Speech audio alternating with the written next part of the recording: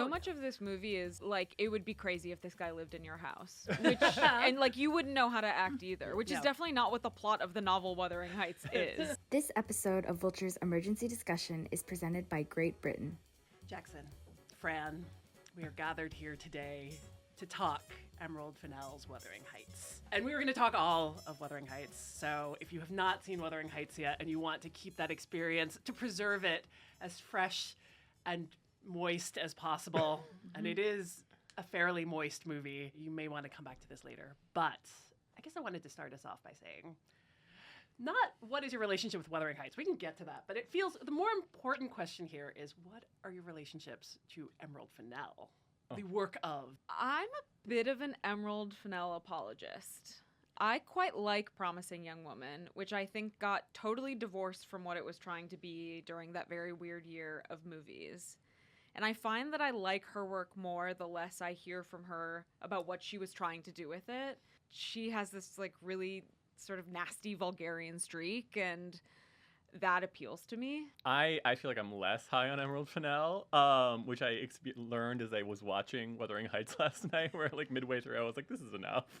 I'm fine. I think her sort of provocations are interesting, but usually not sort of followed through with much sense of intent. It's sort of like, what if I did something kind of gross and vulgar and got a reaction from you, and I sort of like I sort of stopped midway through and I'm like, okay, but like why do you want to have this provocation? And I felt sort of that frustration in a lot of her stuff. Yeah, I think vulgarity is like a good word for this kind of undercurrent. She is kind of gleeful about it too. But I think also like, I don't know, there is this like vibrancy to her work that I do really appreciate. I mean, she can do a montage like no one else, like a montage set to music. She's sort of a gift set filmmaker. Yes, absolutely. But she's incredible at that. Oh, like, completely. Like there is really, I think, no one better at that right now. And I feel like Wuthering Heights, and I like Wuthering Heights. I think it's her strongest movie. It's just made to basically like break the internet. Yeah. I keep on thinking she should just direct opera. I feel like she would be like, you know, give her some sort of grand. She clearly likes a grand, tragic, somewhat sort of interestingly like dead woman story. And like she could maybe do good things with just sort of being on the rails of someone else's work, but like having to create the imagery around it. Well, speaking of that, well, what do we think of this as an adaptation of the Emily Brontë classic, but also how much do we really care about it, like in terms of being like a good or bad or faithful or not faithful adaptation? Like how important is that to both of you? Well, she has put the quotation marks around it. So she's sort of established she's doing Wuthering Heights, not Wuthering Heights, which I sort of understand as sort of a defensive position of like, this is the part of the book that I was interested in, or that she was interested in. And it sort of is, she's doing what a lot of Wuthering Heights adaptations do, which is not deal with the second half of the book, where it's sort of like next generation. And so I'm not someone with a lot of like precious feelings about Wuthering Heights, but I'm sort of fine with a filmmaker being like, I want to come in and do my impression of what I received from reading this book of literature. Yeah, I completely agree. I read this book in college. I have no emotional attachment to it. I know many people feel very strongly about this book, but it's never been one of those books for me. In terms of it being a good adaptation, I think it is actually adapting, which to me feels like a measure of some success, that she is manipulating elements of it to fit the time in which it's coming out, which is always more interesting to me than doing something beat for beat. Yeah, this is not a traditional adaptation. The world of like rural Yorkshire in this movie feels like it has maybe 10 people living in it. Yeah, and some walls. And some no walls, sheep, which is really frustrating to me. I was so sorry. Yeah, it is unclear how like anyone, I mean, I guess Exactly. it's technically a farmhouse, but you're like, there's no farming going on. I know, he's a stable hand and all they seem to have is like one horse. Yeah. I'm like, what's going on? You guys, you're in poverty, clearly. If you just focused on textile production, this would be much better for you. I feel like she has made some mention of being like, this is like me trying to capture Wuthering Heights like as I experienced it, maybe like on that like kind of like teenage first reading. And I do feel like when you watch this film, that is what it feels like. Well, I think it's interesting how much the movie is also like about adolescent women discovering their sexuality in the course of like the text of it, and sort of like the sort of GIF reblogging Tumblr-esque like Emerald Fennell pulling in images from things that like a young woman would have seen and been like, this is sex. Like a guy riding off into a sunset like in Gone with the Wind is sex, or a guy appearing at your window like a vampire is sex. There's a lot of like her being like the cultural immersion into this text of like what I imagined sex was as I was reading Wuthering Heights. So much of this movie is like, it would be crazy if this guy lived in your house, which, and like you wouldn't know how to act either, which is definitely not what the plot of the novel Wuthering Heights is. But it's an interesting interpretation, and it makes me feel like I understand what drew her in as a teenager. Yeah. I like that it is also filled with a lot of very unapologetic, like conflicting, if like I'm a teenage girl and these are all things I find hot, which is to be like, like what if this like hot guy lived in my house, but also like, you know, what's hot is like someone totally obsessed with me, and also what's hot is someone being really jealous over me, and is someone trying to punish me for, you know, like all of these things that are like not any kind of like functional romance in a non-toxic way, but are also like just like little splinters of desire. I mean, there's one scene where Heathcliff, played by Jacob Elordi, grabs Cathy, played by Margot Robbie, by her like corset front, like her bodice front, and like lifts her up to kiss her. And you're like, not possible. And also kind of a delightful, like, like adolescent kind of like, wow, that's so amazing. Like, wouldn't that be the hottest thing?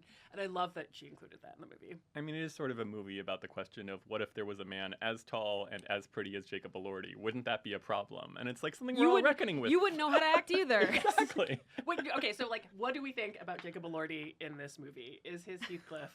I love the creature. Yes, I know. I mean, it is like, it carries over a lot from like his, Frankenstein monster. Which is also what if this guy lived in your house? Yes, and also really what if you were is. really hot? Like, except in that case, a monster. Yeah. I think he's great in it. Yeah. I think he plays every mode of this Heathcliff pretty perfectly. I kept waiting for it to kind of falter, be like, maybe he can't do the brutishness, maybe he can't be sweet, but he really plays it quite like kaleidoscopically, which I think is great. He's like a very recessive actor for how gigantic he is as a person. Like there's a lot of like withdrawnness in him, which like isn't what I would expect necessarily for a Heathcliff in a sort of adaptation of Wuthering Heights. Like you expect like a very like masculine, aggro, intense guy, and he's doing that, but you're like, because he has this sort of like shyness almost, like it draws the camera in and you in, and I think it works very well. His Yorkshire accent is kind of wild, but that's a kind of part of the bit of it. I know, I love whatever he's doing with the accent. To your point, he can get away with then the kind of like outrageous like seducer or like kind of like 50 Shades of Grey aspects that come later, because also in the first parts of them as like grown-ups, he is also obviously like just hers, right? Like he is, like, so he is both the like totally like smitten lover and then the like aloof seducer character, and I feel like he's good at both. Like it's hard to be like, you're just going to be all of these objects of desire at the same time. And I think he's a good muse for Emerald Fennell. I'm not crazy about Saltburn, but I feel like he's maybe the most interesting part of that film. And I think he's like been an interesting muse also for like Sofia Coppola, right? Like in Priscilla, she also uses him as this like young woman's object of desire in really effective ways. And in this one, he's got an earring and a gold tooth. I mean, and there's an angle when he's like looking down and like his face is tilted down and he looks up at the camera that like looks like very like young boyish. Yes. And like I kept on being like, does this like look like someone I know? And I was like, no, I don't know anyone who looks like Jacob Elordi, but like I wish. But like there is something that's like familiar, and like, you know, like the meme of like I picked apples in like Papa's orchard with this guy thing. That simultaneously like his immense physical presence and height, and like when he's like shirtless and holding her, like that kind of contrast Emerald like clearly is fascinated with. Well, I mean, that's it. She gets like the, here he is shirtless like doing chores, but also like here he is as a gentleman in like a cravat later. Like you get it all. I mean, you brought up Gone with the Wind, and I think there's definitely like Rhett Butler in this, but also I think it's like, what if Colin Firth and Colin Firth's Mr. Darcy were like really like dirty minded, you know, like they're it like the kind of like little bits of like things that it feels like Fennell imprinted on come through there, and it doesn't matter that they don't all necessarily fit together into a coherent character, because he is like an object of desire. And like Robert Pattinson in Twilight, like imported back in from the like levels of reference. We're going back to Heathcliff. What do we think of Margot Robbie's Cathy? I don't think like she's bad. I don't think she. But I feel like she's less interesting than. I think Elordi Fennell is in maybe this. less interested in Cathy. Yes, I agree. Or the interiority of Cathy. Yes. Yeah. Which makes it tricky. I found the initial, how Robbie played the initial time jump very distracting. And her sort of put upon being 22-ness of it all really felt quite misaligned in a way that I just wasn't totally buying. And I think as the film gets more serious and more dramatic, Robbie feels like a good choice for this character. But for the first hour or so that she's on screen, I felt very like beautiful gowns. Yeah. I mean, it's hard to, be like, I am like a virginal, like young girl, like, just coming into my full bloom. And you're like, but you are a grown up Margot Robbie. I think it's also where you feel the absence of her brother, at least sort of like not to be like, you're not doing what's in the book, but there is like a lot more of her cruelty in the book because her brother is also like very like sadistic. And there's a sense of her having a streak of sadism that like is a little bit established in the movie, but like she's a lot more innocent. And like a lot, in some ways, sort of less complicated and less sort of like terrifyingly her own sort of tornado of like self-interest in the movie that she is a little bit, and she becomes more of that. But like I feel like that sort of lack of hardness compared to what Heathcliff is doing makes it sort of more ambiguous, and Robbie is sort of trying to be a little bit more shy and virginal and innocent in a way that sort of doesn't quite track with what the character feels like it's supposed to be. She's very gentle, and the movie is a bit more gentle on Cathy than the book is. Like, I was hoping for more. Like, those bits of cruelty when they come out, they do feel like... I mean, I think of there is that scene where she says to Nelly, like, no one loves you and you've never been loved. And you're like, what's a brutal thing to just say to someone? But you kind of want more of that because you're like, you are this kind of impetuous, coddled, and slightly sadistic, like kind of aristocratic woman. When the sadism is just played as petulance, it's just not very interesting. Right, Yeah. right. Anytime she is actually mean, the movie has the kind of like spark of life to it. Yeah. But if she's just being bratty, that just doesn't feel right, and it's not dramatically compelling. Yeah, I mean, especially when, she's like, she agrees to marry Edgar, and then she's kind of like, I take it back. And you're like, kind of like, no, I think you should actually, like, it would be more interesting to fully commit to that because it is a thing that you were expected to do. And there was no real possibility in your mind that you would ever run off with, your mysterious foster brother / servant, like, but yeah, instead it kind of makes it be like, no, I tried to, be with my true love, and I'm like, I don't think she's bad. I do think she wears a lot of those like crazy gowns very well. There's a lot of giant red skirts. I think one is vinyl at a certain point. Yeah, there's big a lot of sort jewels. of Durndal style things where you're like, why are we in the Alps? Yeah, This is the wrong mountain and range. a lot of just like billowing fabrics, Oh, yes. And to go with like the billowing curtains, like you need everything is a billow. We're in a Meatloaf music video. That's it. Like, Yes. David Sims said that immediately after the screening, and I was like, that is so dead on. Yeah. I would say the other aesthetic that I thought about a lot was, especially for the interiors of Edgar's house, was Lily Allen's divorce brownstone. Carroll like there is, Gardens. like I think aesthetically there are some commonalities there because it's not like it is in no way attempts to be faithful like in terms of details to its time period, and the house, like the decor choices are like sometimes like the red lacquer floor. Were they not building fireplaces out of like, ceramic plaster cans in the 19th century? I know. No, I think that may have been a choice. It was a whole trend. It was the Beaux Art revival, Haussmann in Paris was really into the hand fireplaces. Well, I mean, what about the kind of weird flesh-colored bedroom she gets? Oh, yeah. The skin room. Yeah, the skin room. I do love that. It's presented as such a lovely gesture, and you're like, this is so creepy. This is so gross. Yeah. It has veins in it. I don't like looking at the skin room. The walls have veins. I mean, I'm sort of like pro like having a crazy set, but I was a little bit struggling with like, it's weird that Edgar, who is presented as sort of like the normie alternative character who's maybe sort of offering a gilded cage where she won't have love, but she'll at least have security, and this thing is the one who builds all of these crazy things for her. Like, I couldn't quite, it felt like the movie didn't quite have an idea other than like, we want some interesting sets, we want a skin room. why Edgar specifically would be doing this, why the Lintons would be offering this kind of aesthetic. Sort of pass it off onto Isabella, right? Like there's the Yes. implication that Isabella ordered all of these dresses for her.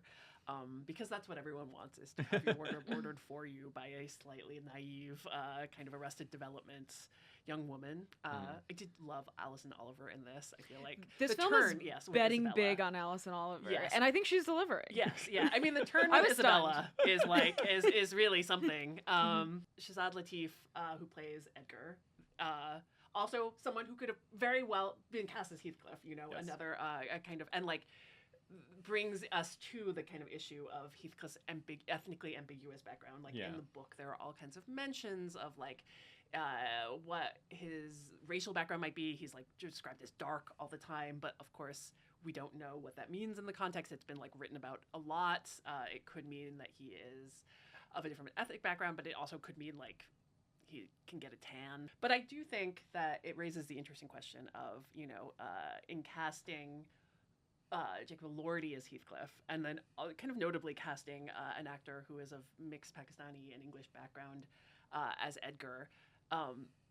What do you think it is doing in terms of its approach to is there something going on in terms of its approach to race? Do we think that Emerald Fennell thinks she is doing something? I don't know. I mean, It's it an does interesting feel. question. I feel like, you know, there was a lot of discussion when she cast Elordi.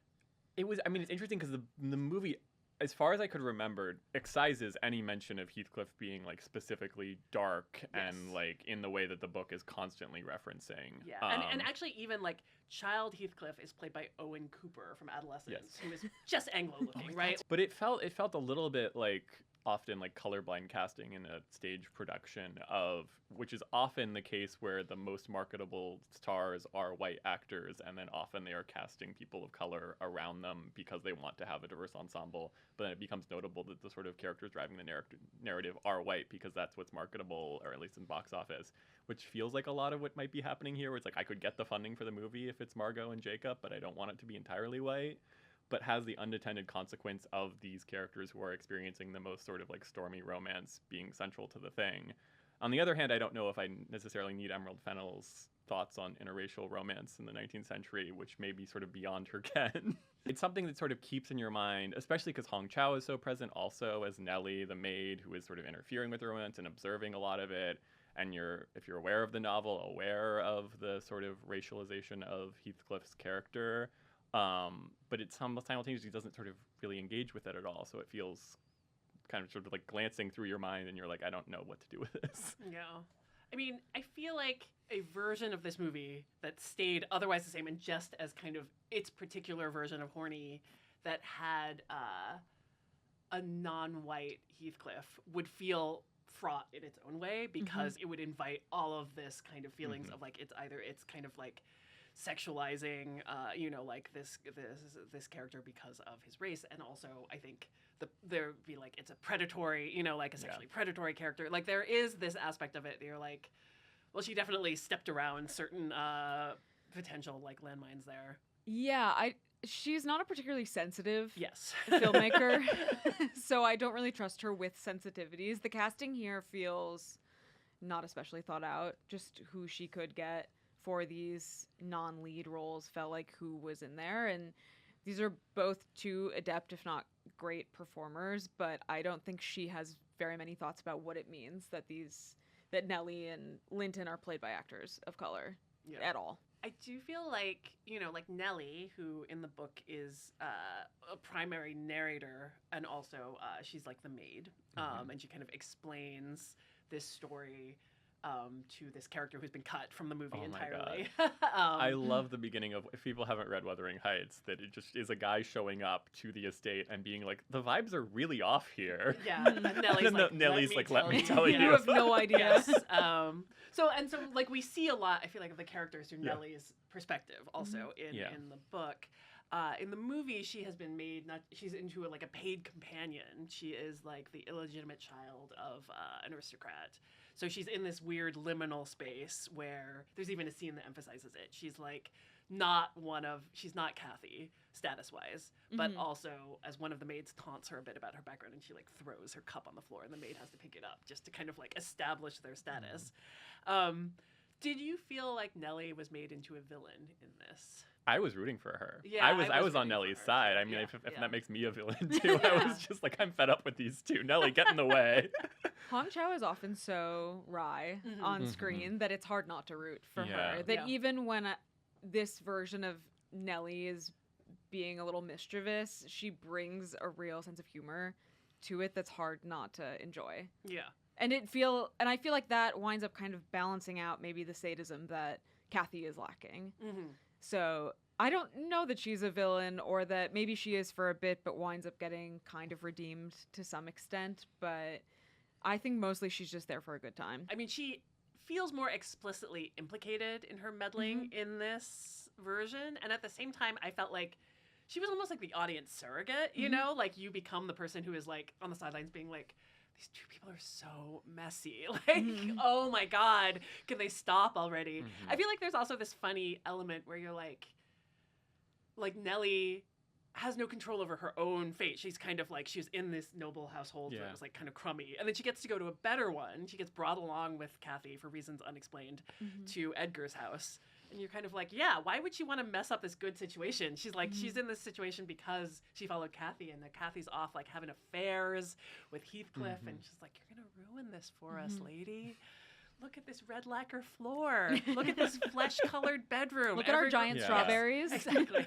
I do appreciate the aesthetic. I mean, like, Emerald Fennell is very good at like a girlishness. I feel like Promising Young Woman like really leaned into this kind of like pastel girlishness, like from the manicure to like the kind of look of that character. And I feel like this has a different kind of like more garish girlishness. I was saying to Jackson last night, what this reminded me a lot of, both in its successes and its failures, was Joe Wright's Anna Karenina, which I had forgotten when we were talking last night. Emerald Fennell is in very briefly. Yes. And I think when she's indulging all of the kind of formal aesthetics, this film is working really well because you're maybe not paying attention to how silly a lot of the dialogue is, and that when it starts to become serious and starts abandoning the stuff that is more fun and indulgent, its flaws are much more apparent. And I also think that kind of sheen makes less sense with this text, but it's a fun thing to watch someone try to do, and I think it's a very worthy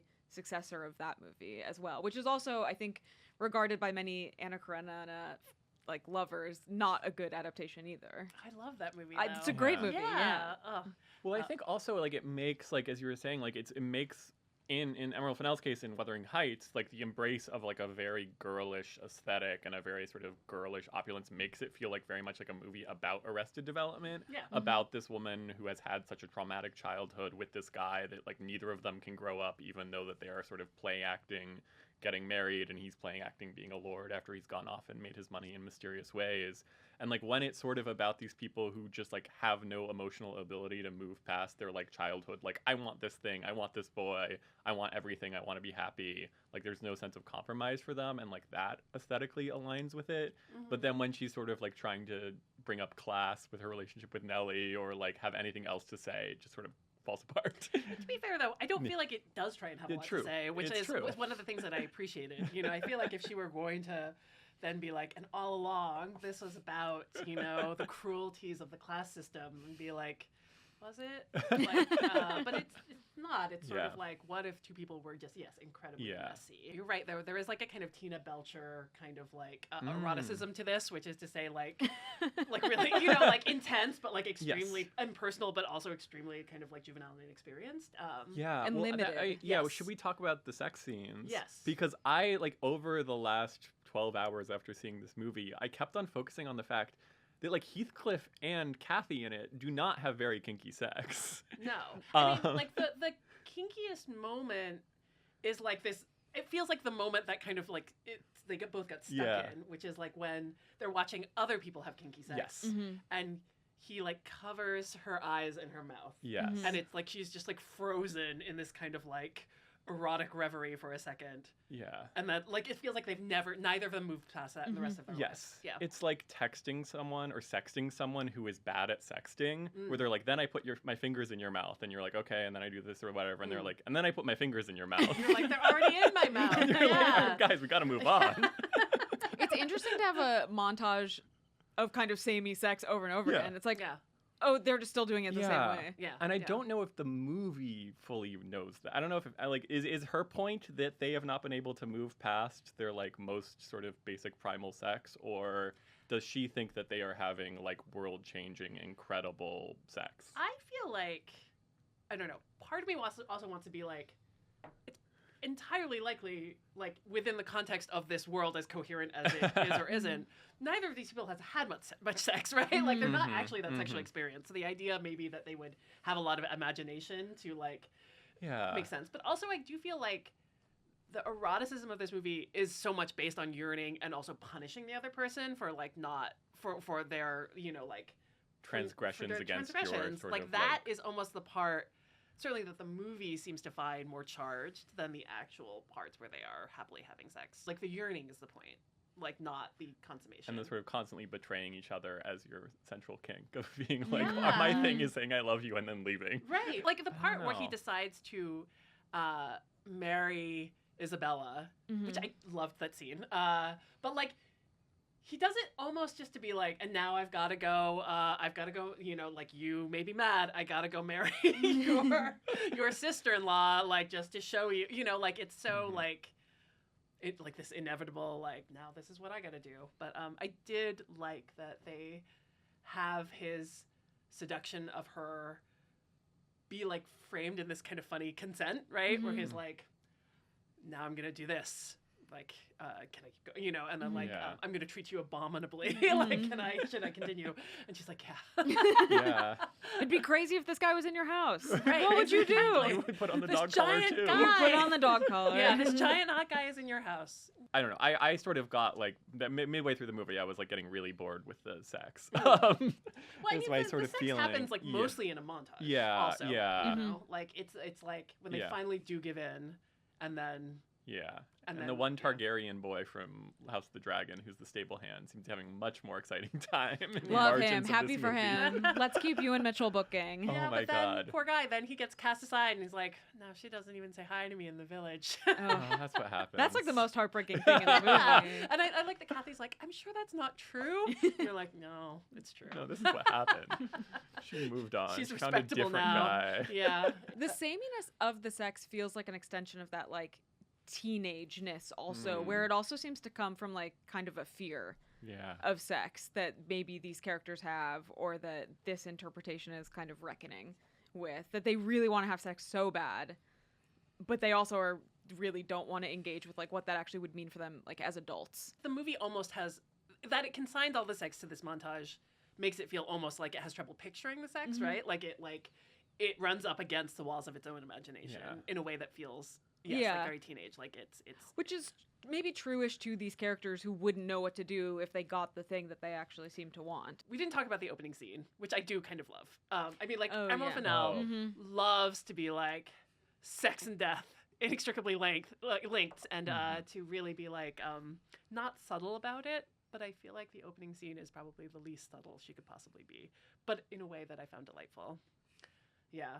Were you fooled by these seeming sex noises that start the movie? I think I'd heard from you about what the opening scene was. Okay, so I ruined it. Oh, I'm unfortunately- sorry. But I think people around us were definitely fooled. Yeah. They were like, oh. Yeah. Yeah. I mean, that is also a moment of her, like, going for a provocation that, like, if you're at all aware of the rest of the context of Wuthering Heights, you're like, oh, she's, like, doing a hanging. I don't know if she's going to really engage with any of the, like, class or racial elements of, like, what hanging imagery is in film. No, I mean, the imagery she wanted was the thing that's like, right? Like, well, beyond just like the kind of release in the crowd, even like, I think like there's like a nun in the crowd who looks a little ecstatic with the hanging, but like also the line that the boy says about like, it's true, like, you know, the corpse gets an erection. Like that is the image she wants, right? It's like, and close up. Yes, like, exactly. She's trolling. Yeah. She's trolling. Yeah.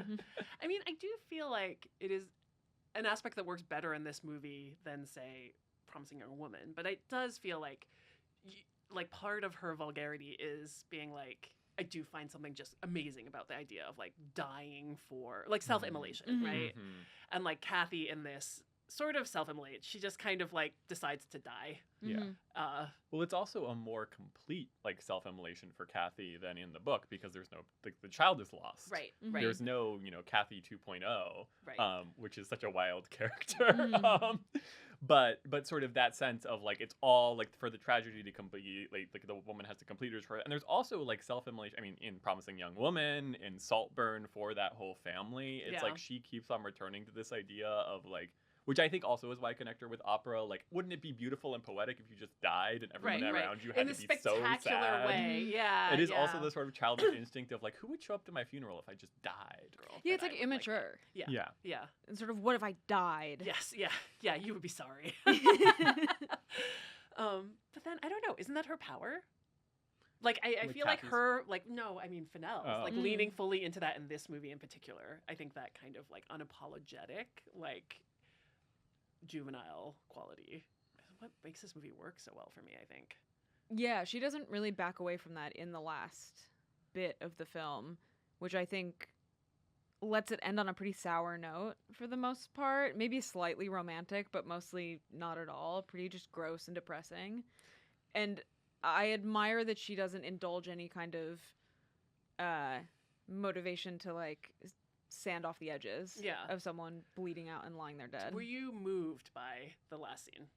I did not cry, but some people I was with cried. But then I was also, but I did find it moving. Like, you know, I think it's moving because Elordi really sells it. But I am not moved by the romance between these two people, which has maybe always been kind of my barrier to entry with this book in general. I don't know. I did like the kind of like the weeping Heathcliff at the end. I did feel like he sold it.